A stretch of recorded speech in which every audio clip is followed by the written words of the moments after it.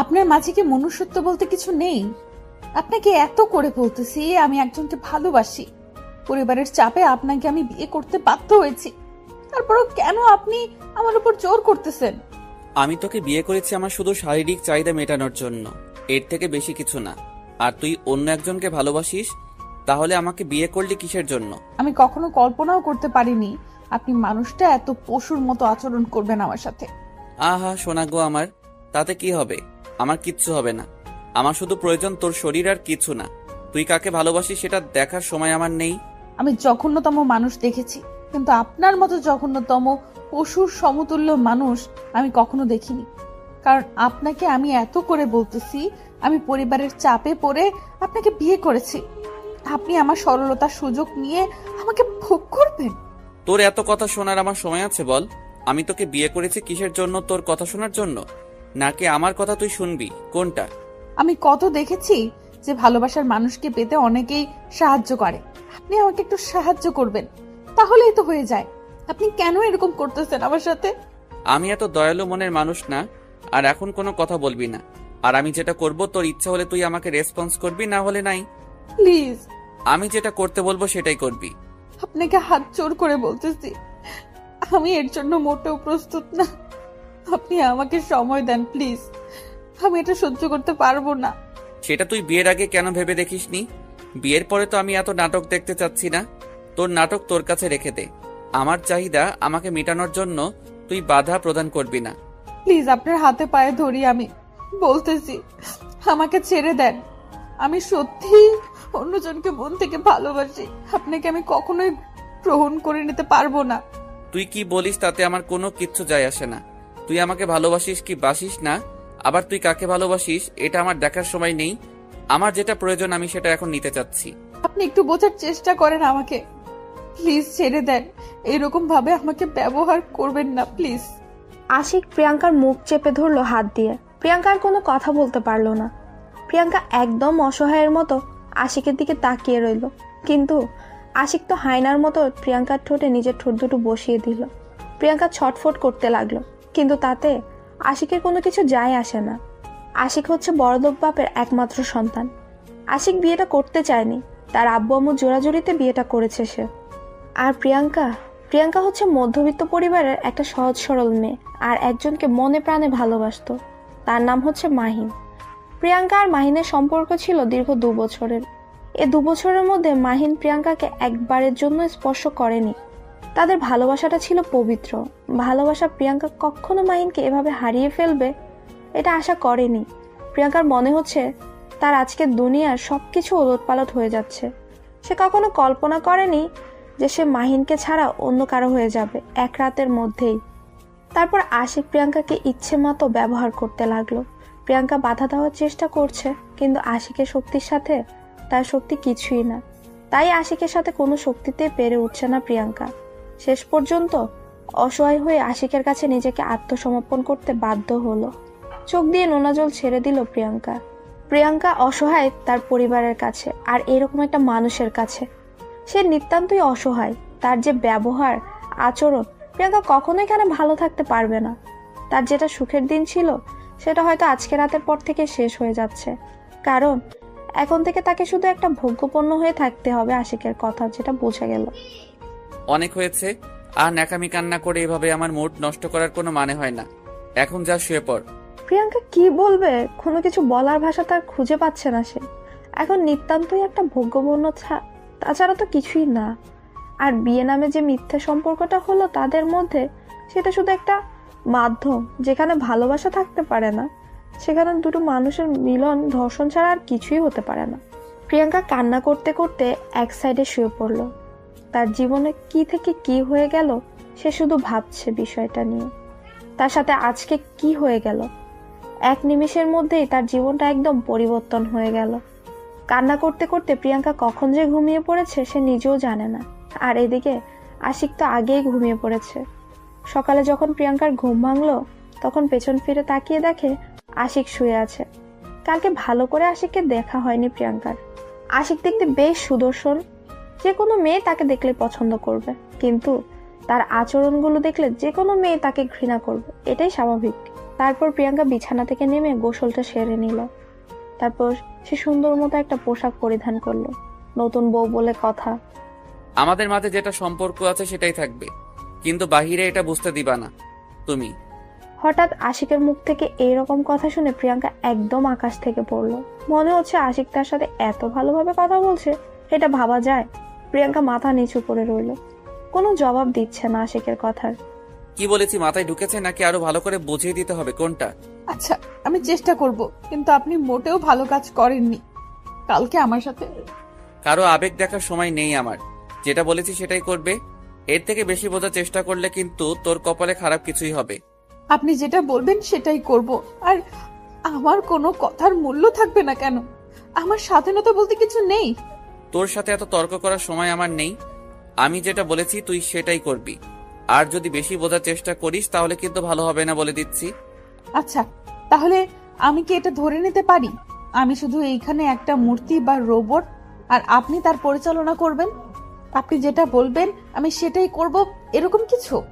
আরে শালি, তোকে এত কথা বলতে বলেছি, তুই এত কথা বলতেছিস কিসের জন্য? আমার সাথে আর তর্ক করার ক্ষমতা হয় কি করে তোর? প্রিয়াঙ্কা কোনো কিছু বলার সাহস পেল না আশিকের রাগ দেখে, কারণ প্রিয়াঙ্কা এখন ভালোভাবে বুঝতে পেরেছে যে তার এখানে কোনো মূল্য নেই।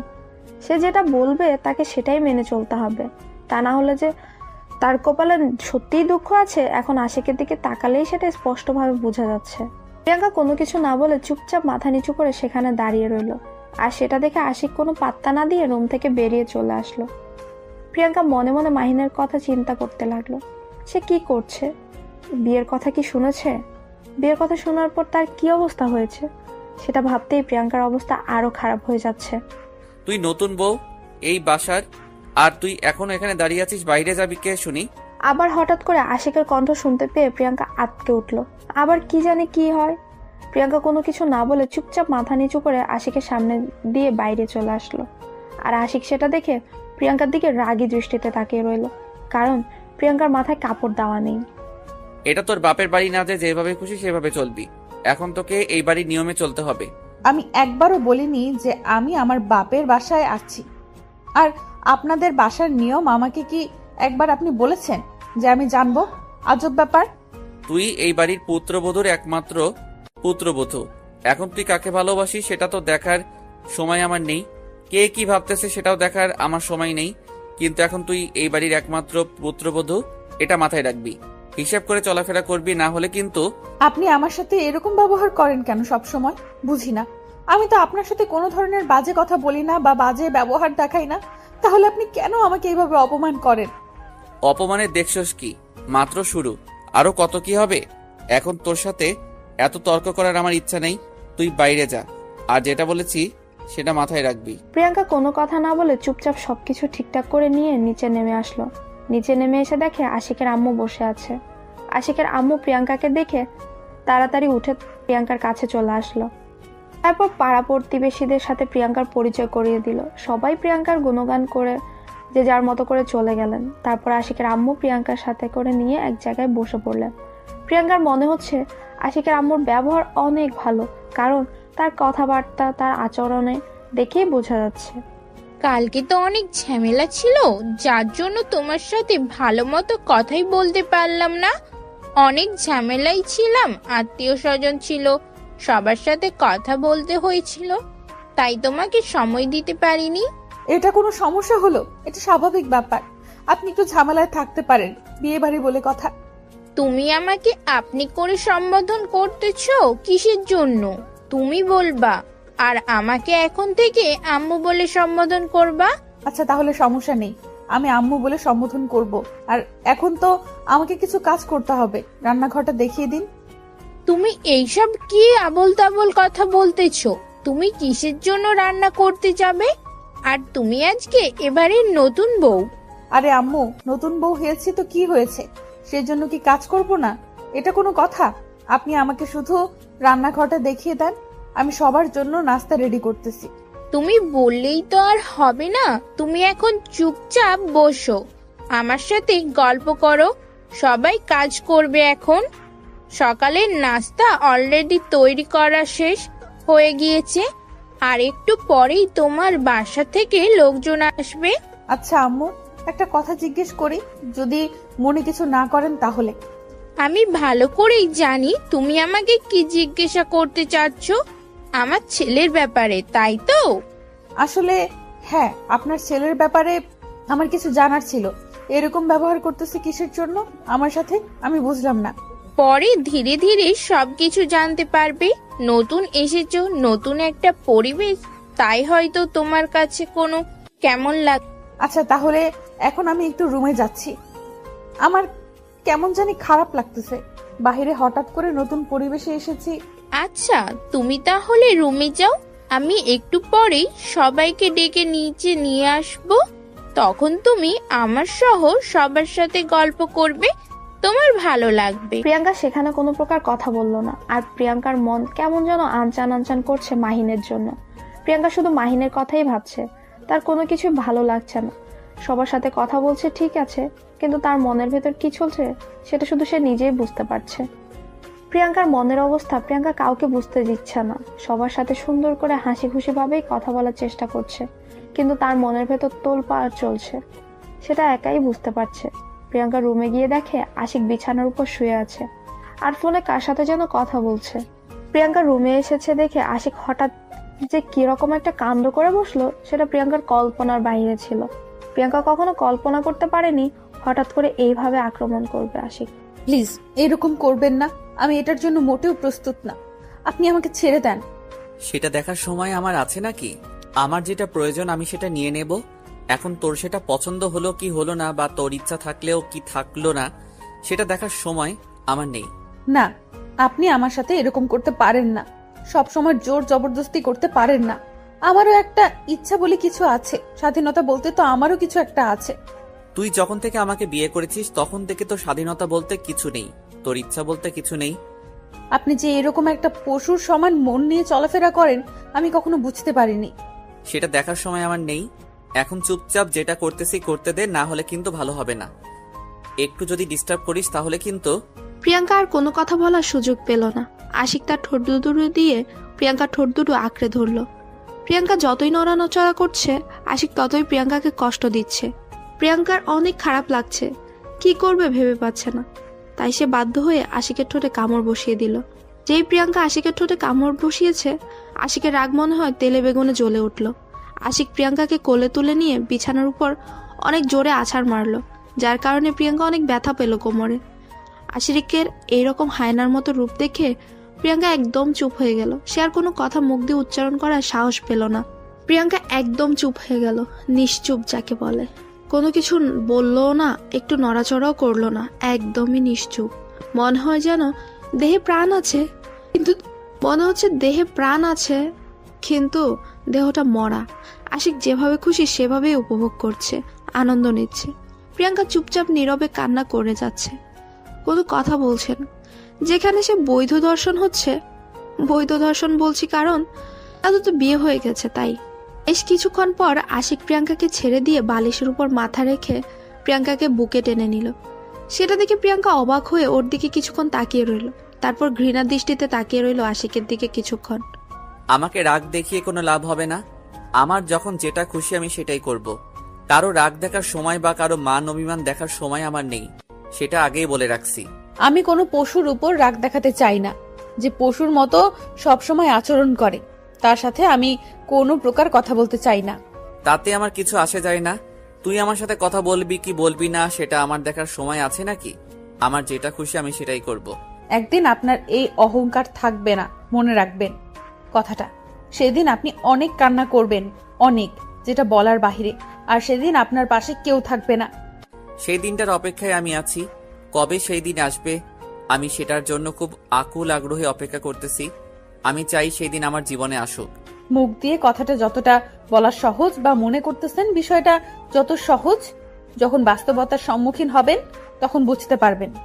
তোকে এত জ্ঞান দিতে হবে না, চুপচাপ তুই তোর মতো গিয়ে কাজ কর যা, আর আমার সামনে তোকে থাকতে হবে না। প্রিয়াঙ্কা আশিককে কি আর বলবে, যেখানে সে একটা ভোগ্যপূর্ণ, তার সাথে কথা বলা গুরুত্বহীন ছাড়া কিছুই না। যার কাছে তার কোনো ছিটে ফোটার গুরুত্ব নেই, তার সাথে কথা বলেই বা কি লাভ?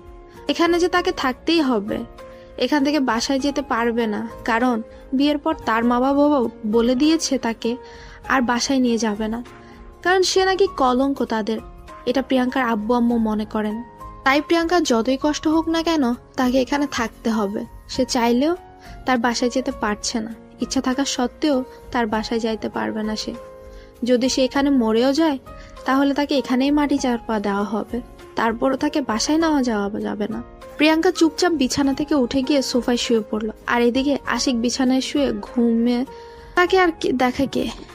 আর প্রিয়াঙ্কা কান্না করতে করতে কখন যে ঘুমিয়ে পড়েছে সে নিজেও জানে না। আম্মু, ভাবি কোথায়? এখনো তো দেখলাম না ভাবিকে। সেই গত রাতে দেখেছি, তারপর থেকে তো এখনো দেখলামই না। কি জানি, সকালে একটু এসেছিল, হয়তো ঘুমাচ্ছে। তুই দেখতে পারিস না? আমাকে জ্বালাচ্ছিস কিসের জন্য? দেখতেছিস না আমি কাজ করতেছি? তোমার একটা খাটাস ছেলে আছে না, সে তো আমাকে দেখলে কত কি বলবে, তার জন্য তার সামনে এখন যাইতে চাচ্ছি না। যখন যাই তার পড়াশোনার খবর চলে আর বলে পড়াশোনা কেমন চলতেছে। এসব শুনতে কি ভালো লাগে সবসময় বলো?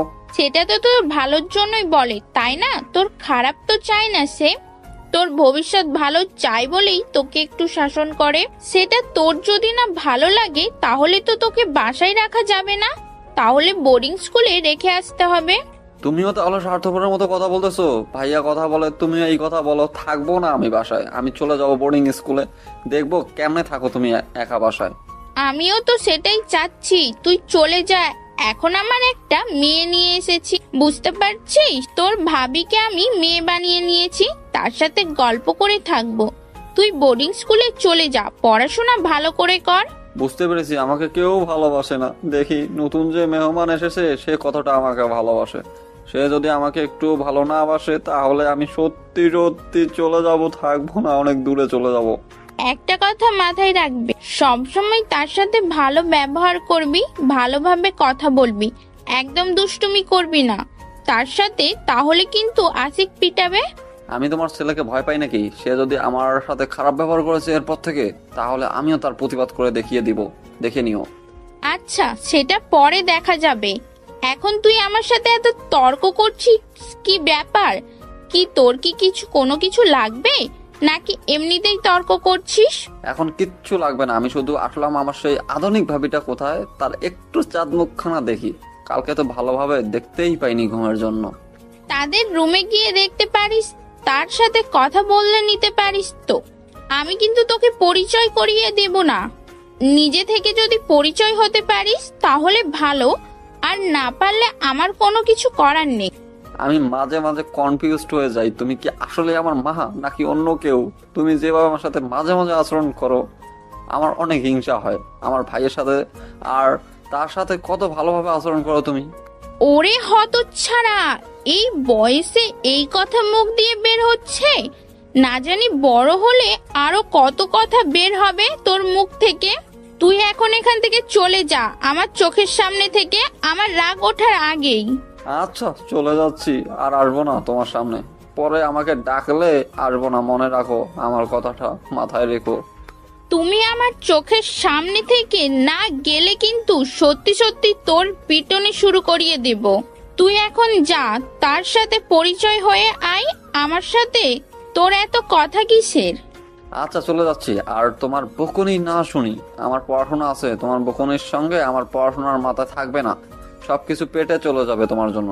নীল আর সেখানে আর তার আম্মুর সাথে কোনো প্রকার তর্ক না করে চুপচাপ সেখান থেকে কেটে পড়লো। সে ভালো করেই জানে তার আম্মুকে যদি আরেকটু বেশি ডিস্টার্ব করে তাহলে তাকে এখন দৌড়ানি খাইতে হবে। দৌড়ানি খাওয়ার আগে সে এখান থেকে সরে পড়লে সেটাই ভালো হয়। নীল সেখান থেকে সরে গিয়ে উকি ঝুঁকি দিতে দিতে তার ভাইয়ের রুমের দিকে চলে আসলো। তার ভাইয়ের রুম মানে আশিকের রুমে। সে সহজেই প্রবেশ করতে পারে না, কারণ আশিক এতটাই রাগী যে তার রুমে কেউ সহজে প্রবেশ করতে চায় না। কাকে কি বলে ঝাড়ি দেয়, তার জন্য কেউ তার রুমে প্রবেশ করতে চায় না। আর নীল একদম তার রুমে যায় না, কারণ গেলেই এক গাদা কথা শুনতে হয়। নীল সেখানে গিয়ে দেখে ভেতর থেকে রুমের দরজা লক করে দেওয়া। তাই নীল এখন কি করবে ভেবে পাচ্ছে না। দরজা কড়া নাড়বে নাকি এখান থেকে চলে যাবে। কিন্তু নীলের কেমন জানি মনটা মানছে না। তার কেন জানি তার নতুন ভাবির সাথে কথা বলতে ইচ্ছে করছে। নীল এক প্রকার ভয়ভীতি দূর করে দরজা কড়া নাড়তে লাগলো। হঠাৎ করে দরজা এতবার কড়া নাড়ার ফলে প্রিয়াঙ্কার ঘুমটা ভেঙে গেল। সে উঠে দরজাটা খুলে দিয়ে দেখে সামনে একটা পিচ্চি ছেলে দাঁড়িয়ে আছে আর ড্যাব ড্যাব করে প্রিয়াঙ্কাকে দিকে তাকিয়ে আছে। কি হলো বাবু, কি হয়েছে? বলবে এভাবে যে দরজায় কড়া নাড়তেছো, ব্যাপার কি, কোনো সমস্যা? আমার আবার কিসের সমস্যা থাকবে? এটা আমার বাড়ি, যেখানে খুশি সেখানে যাইতে পারি, আর কারো পারমিশন নেওয়ার প্রয়োজন হয় না। আচ্ছা, বুঝতে পারলাম আপনার বাড়ি যেখানে খুশি সেখানে যাইতে পারেন, কিন্তু দেখতে তো পারছেন ভেতর থেকে দরজা দেওয়া, তারপরও কেন আপনি আমাদের ডিস্টার্ব করতেছেন? এই মেয়ে, এত কথা বলো কিসের জন্য? সম্মান দিয়ে কথা বলো, রেসপেক্ট মি, বুঝতে পারছো? আচ্ছা, তাহলে এই ব্যাপার, আপনি আমার সম্বন্ধে কি হন যে আপনাকে আমি রেসপেক্ট দিয়ে বলবো? এখান থেকে ভাগেন বলতেছি। এত বড় সাহস, আমার মুখের উপর তর্ক! এই আপনি কে? আপনাকে আমার বাসায় প্রবেশ করতে অধিকার কে দিয়েছে শুনি? আমি এই বাড়ির মালিক, এখন থেকে এই বাড়িটা আমার। আর আপনি কে? আপনি এখানে কিসের জন্য? ভাইয়া, ও ভাইয়া, এই মেয়েটা কে রে? তোর রুমে কি করে? আমাকে দেখ কি সব বলতেছে, উল্টা পাল্টা কথাবার্তা, আর তুই এখনো পড়ে পড়ে ঘুমাচ্ছিস? ও আচ্ছা, তাহলে এই ব্যাপার, এখন বুঝতে পেরেছি মিস্টার। আপনাকে তাহলে, আপনি আমার দেবরজি, ভাইয়া যেমন তার ছোট ভাইও তেমন। কি বলতেছেন আপনি? ভাইয়া বিয়ে করলো কখন? আর আপনি কি বলতেছেন? আপনি ভাইয়ার বউ, মানে আমার ভাবি? আর তাহলে আমি জানি না এটা কেমনে সম্ভব। আপনি মিথ্যা বলতেছেন, এখন এখান থেকে বেরিয়ে যান। ও আচ্ছা, তাহলে এই ব্যাপার। তাহলে কালকে আমার কোলে কে ঘুমিয়ে এসেছিল জানি? ও তাহলে অন্য একজন হবে, আমি তাহলে ভুল দেখেছিলাম। ধুর, প্রাণটার করতে পারলাম না, শেষ পর্যন্ত চিনে নিয়েছেন তাহলে। আমি হচ্ছি এই বাড়ির ছোট মিয়া, আর আপনার একমাত্র দেবর। দেখতে তো ভারী মিষ্টি তুমি, কিন্তু এত দুষ্টুমি করো কিসের জন্য শুনি? আমি তো প্রথমে ভয় পেয়ে গিয়েছিলাম, পরে ভালোভাবে দেখে চিনতে পেরেছি। এটা তো কি দেখলেন, এখনো সবকিছুই বাকি। আর আপনার নাকি একটা ছোট্ট বোন আছে শুনেছি, তার নাম্বারটা কি দেওয়া যাবে? আচ্ছা, এই ব্যাপার। তোমার বয়সটা যেন কত হবে? 10 থেকে 12, এর উপরে তো আর হবে না, তাই না? এই বয়সের কথা জিজ্ঞেস করতেছেন কিসের জন্য আমাকে? দেখে কি ছোট পিচ্ছি মনে হয়? আপনার তো সাহস কম না, আমার বয়স নিয়ে কটাক্ষ করতেছেন? আমি তোমার সাথে এত তর্ক করতে পারবো না। আমি তোমার ভাইয়াকে ঘুম থেকে জাগায় দিচ্ছি, তুমি তার সাথে তর্ক করো। আমার খেয়ে দিয়ে তো কাজ নেই তোমার সাথে তর্ক করি, তারাও দেখাচ্ছি মজা তোমাকে। আচ্ছা থাক, লাগবে না, আমি চলে যাচ্ছি। আমার সাথে কাউকে কথা বলতে হবে না। আমি দুষ্টুমি করি, তার জন্য আমাকে কেউ ভালোবাসে না। আমি কারোর সাথে কথা বলবো না, আমি এ বাসায় থাকবো না, বোর্ডিং এ চলে যাব। আমি তোমাকে সেটা বলেছি? তুমি এই বয়সে তুমি আমার ছোট বোনের কথা জিজ্ঞেস করতেছো? ভেবে দেখো তুমি বড় হলে কি করবে। শুধু একটু দুষ্টুমি করতেছিলাম, আর আপনি সেটা সিরিয়াসলি নিয়ে নিয়েছেন। আমি কখনো কল্পনা করতে পারিনি আমি একটু দুষ্টুমি করতেছিলাম, তার জন্য এরকম করবেন আমার সাথে? আহা সোনা বাবু আমার, রাগ করে না। আমিও তোমার সাথে একটু দুষ্টুমি করলাম, তোমার জন্য খারাপ লাগতেছিল। হঠাৎ করে দুষ্টুমি করতেছি তার কারণে। তুমি যখন আমার সাথে হঠাৎ করে দুষ্টুমি করতেছিলে আমারও খারাপ লাগতেছিল, তাই না? আচ্ছা তাহলে ঠিক আছে, আমি মেনে নিলাম এবারের মতো। এখন আমি চলে যাচ্ছি, একটু পর আবার এসে গল্প করব। এখন আমার খাটার বাড়িটা ঘুমাচ্ছে, এখন যদি বেশি কথা বলি, যদি ঘুম ভেঙে যায় তার আমার জন্য, তাহলে তো আমাকে কি কি বলবে। তুমিও তোমার ভাইকে এত ভয় পাও? তাহলে তোমাদের বাসায় কে তোমার ভাইকে ভয় পায় না সেটা আমাকে বলো তো, কারণ যাকে জিজ্ঞেস করতেছি সেই তোমার ভাইকে ভয় পায়। ব্যাপার কি? কই, আমি তো ভয় পাচ্ছি না, জাস্ট একটু ভয় পাই। আমি বেশি ভয় পাই না, সবাই তো অনেক ভয় পায়। আমি তো তাকে কত কি বলি। আচ্ছা, তাহলে তুমি এখন আমার সাথে এখানে থাকো, দেখি তোমার ভাইয়া কি বলে। আমি আছি, আমার সামনে তোমার ভাই তোমাকে কিছু বলতে পারবে না। তুমি আমার সাথে থাকো, আমার সাথে গল্প করো। সেটা তো কোনো ব্যাপার না, কিন্তু যখন ভাইয়া তোমাকে পিটানি শুরু করে দিবে, তখন তো আমি ভাইয়াকে মানা করবো বা দমিয়ে রাখতে পারবো না। আমার জন্য তুমি অযথা পিটানি খাইতে যাইবা কিসের জন্য? আমি তার থেকে চলে যাই, যখন ভাইয়া বাসায় থাকবে না তখন গল্প করব। এত ভয় পাওয়ার কিছু নেই, আমি আছি তো। আমাকে তোমার কি মনে হয়? আমি আছি তো, আমার জন্য তুমি থাকতে পারবে না? আচ্ছা তাহলে চলো ভিতরে যাই। এভাবে বাইরে কথা বলা কি ঠিক? আমরা ভিতরে বসে গল্প করি। তোমার কিছু গল্প বলো যেগুলো শুনে আমার মজা লাগবে। প্রিয়াঙ্কা আর নীল দুজনেই রুমের ভেতর প্রবেশ করলো। রুমের ভেতর প্রবেশ করে দেখে আশিক এখনো ঘুমিয়ে আছে, তাই নীল বেশি জোরে কথা বলছে না, আস্তে আস্তে কথা বলছে। নীলের অবস্থা দেখে প্রিয়াঙ্কা মনে মনে কিছুক্ষণ হেসে নিল, কারণ প্রকাশ করলে তো নীল আবার মন খারাপ করবে, ছোট ছেলে। প্রিয়াঙ্কা নীলের সাথে কথা বলছে আর ঘরের যাবতীয় জিনিসগুলো গুছিয়ে রাখছে। সে এলোমেলো যে জিনিসগুলো আছে সেগুলো গুছিয়ে রাখছে সুন্দর করে, আর এদিকে নীলের সাথে গল্প করছে। নীলে অনেক মজা পাচ্ছে প্রিয়াঙ্কার সাথে এইভাবে কথা বলে, কারণ নীলের সাথে তেমন ভাবে কেউ ভালো করে কথা বলে না। সব সময় যে কথা বলতে আসে পড়াশোনার কথাই বলে একমাত্র প্রিয়াঙ্কাই এমন একজন ব্যক্তি যে নীলকে পড়াশোনা ছাড়া কথা বলছে। এই বিষয়টা নীলের খুব ভালো লাগছে। তাকে পড়াশোনার কথা বলে কেউ প্যারা দিচ্ছে না, কিন্তু একটা জিনিস ভেবে ভয় পাচ্ছে, যদি আশিক এখন ঘুম থেকে উঠে আর নীলকে এখানে দেখে পড়াশোনার কথা তো জিজ্ঞেস করবে। যদি বলে সে এখানে অনেকক্ষণ ধরে আছে, তাহলে তো তার আর বাঁচার উপায় নেই। কি জবাব দেবে সেটাই ভেবে ভয় পাচ্ছে নীল। কিরে নীল, তুই এখানে কিসের জন্য, কি করতেছিস এখানে তুই? হঠাৎ করে আশিকের কণ্ঠ শুনতে পেয়ে নীল তো ভয়ে শেষ। এখন কি হবে সে লুকানোর সময়ও পেল না। হঠাৎ করে এরকম কথা শুনে আশিকের মুখ থেকে নীল থমকে দাঁড়িয়ে গেল, আর প্রিয়াঙ্কা একটু ভয় পেয়ে সেখানেই দাঁড়িয়ে গেল, কোনো কাজ করা বাদ দিয়ে। নীল ঘুরে আশিকের দিকে তাকিয়ে রইল চুপচাপ, কোনো কথা বলছে না। প্রিয়াঙ্কা শুধু আশিকের দিকে ড্যাব ড্যাব করে তাকিয়ে আছে, কিছু বলছে না। কি হলো, কথা বলতেছিস না কিসের জন্য? আর তুই আমার রুমে কিসের জন্য, কি করিস এখানে? তোকে কি বলেছিলাম আমার রুমে এসে বসে থাকতে? এরকম ব্যবহার করতেছেন কেন? তাও আবার নিজের ছোট ভাইয়ের সাথে। আমার সাথে না হয় খুব খারাপ ব্যবহার করেন, আমি সেটা মেনে নিই, কিন্তু নিজের ছোট ভাইয়ের সাথে এরকম ব্যবহার করে কেউ? তুমি ওর হয়ে একদম ওকালতি করবে না এখানে, বুঝছো? আমি যেটা বলতেছি আমার ছোট ভাইকে বলেছি, তোমাকে বলতেছি না। তাই তুমি সেখানে চুপ করে দাঁড়িয়ে থাকো। আমি নীলকে এখানে নিয়ে এসেছি আর গল্প করতেছি আমি তার সাথে। নীল এই রুমে আসতে চাইনি, আমি তাকে নিয়ে এসেছি। কোনো সমস্যা তোমার? আর তুমি কি কথা বলছিলে মনে করে দেখো। আচ্ছা, তাহলে সেটা মেনে চলার জন্য তোমাকে ধন্যবাদ। কারণ আচ্ছা, বাদ দিলাম এসব কথা এখন। নীল, তুমি এখান থেকে চলে যাও। তোমার পড়াশোনার কি খবর? আজকে যাব তোমার রুমে। এই তো ভাইয়া, অনেক ভালোই চলতেছে, সবকিছু কমপ্লিট। আমি এমনিতেই এখানে আসলাম। আর ভাবিকে তুমি এভাবে বকা দাও কেন? এখন তুই আমাকে প্রশ্ন করবি, আমি তোকে সেই প্রশ্নগুলোর উত্তর দেব, তাই না? তোর তো দেখে সাহস বেড়ে যাচ্ছে, তুই আমাকে প্রশ্ন করিস। সেরকম কোনো কিছু না, এমনিতেই জিজ্ঞেস করলাম। আর তুমি এত রেগে যাও কিসের জন্য? তোমাকে আমি সেই অনেক দিন থেকে দেখতেছি, আমাকে ঠিক মতো আগের মতো ভালোবাসো না, ব্যাপার কি? নীল, আমি যেটা বলতেছি সেটা কর। তুই এখন রুম থেকে চলে যা। যদি একটা কথা বলেছিস তাহলে কিন্তু ভালো হবে না। এখান থেকে চলে যা বলেছি। তারপর নীল আর কোনো কথা বলার সুযোগ পেল না, বা কথা বলার সাহসও পেল না আশিকের সাথে। আর একটা কথা বলার, তারপর নীল আর কোনো কথা বলার সুযোগ পেল না, বা কথা বলার সাহসও পেল না আশিকের সাথে। চুপচাপ মাথা নিচু করে সেখান থেকে বেরিয়ে গেল, মন খারাপ করে। আর সেটা দেখে প্রিয়াঙ্কার অনেক খারাপ লাগলো, কারণ সে আশিককে কোনো কিছু বলতে পারলো না। এত বড় মুখ করে নীলকে বলল সবকিছু ম্যানেজ করে নিবে, কিন্তু আশিকের রাগ দেখে প্রিয়াঙ্কা সেখানে আর কোনো কথা বলার সাহসই পেল না। প্রিয়াঙ্কা নিজের মাঝে অনেক খারাপ লাগছে যে এমন একটা মানুষের সাথে তার বিয়ে হয়ে গেল, সে তাকে কোনো কিছু বলতেই পারছে না। তার ভালোবাসার কথা তাকে বলল, কিন্তু তার কাছে এসে ভোগপূর্ণ হয়ে গেল। আর এখন তার ছোট ভাইকে বড় মুখ করে নিয়ে আসলো যে তার বড় ভাইকে কোনো কিছু বললে সে বাধা প্রদান করবে, সেখানে কোনো কথা বলার সাহসই পেল না। প্রিয়াঙ্কা মন খারাপ করে সেখানে কান্না করতে লাগলো নীরবে, চোখের পানি মুছে আবার কাজে মনোযোগ দিল। আর এদিকে আশিক বিছানা ছেড়ে উঠে গিয়ে বাথরুমে থেকে ফ্রেশ হয়ে এসে দেখে প্রিয়াঙ্কা ঘরের সবকিছু সুন্দরভাবে গুছিয়ে রেখেছে। ঘরটা দেখতে অনেক সুন্দর লাগছে। কি রে, তোর সাথে কথা আছে। তুই নাকি কাকে ভালোবাসিস? তার নাম কি? তার ডিটেলস দে, দেখা করব। কেন তার সাথে দেখা করে তাকে কি মারপিট করবেন? আপনাকে আমি কেন তার পরিচয় দেব, কেন তার ডিটেলস দেব? তোকে যেটা বলেছি সেটাই কর। এত কথা বলিস কিসের জন্য? ডিটেলস চাইছি, তুই আমাকে ডিটেলস দিবি, তা না করে আমার সাথে তর্ক করতেছিস কিসের জন্য?